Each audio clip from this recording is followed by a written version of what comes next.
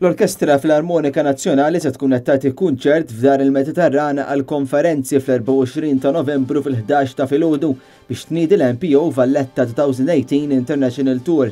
Ta' direzzjoni ta' Sergej Simbatjan, il-kunċert għat-tur ta' dan l-istaġun se jiftaħ b'rebbieħa poeżija sinfonika miktuba mill-Mikpi Joseph Vella, kompositur Awċi meqjus bħala ġgant tal-mużika internazzjonalment illi ħallina aktar kmieni din is-sena. Wara dan ix-xogħol mużikali se jingħaqad mal-orkestra l-pjanista Awstrijak Ingolf Funder li flimkien mal-orkestra se jdoq Travel Notebook ta' Alexei Shore.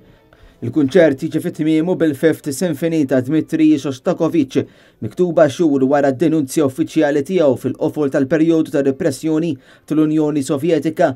Il-Fifth Symphony tikkonkludi bil-finali allegrus li joħloq kontrast qawwi mat-ton tal-bqija tax-xogħol. It-tur tal-Orkestra Filarmonika se jieħu l-mużiċisti Maltin lejn l-Istati Uniti kif ukoll lejn ir-Russja.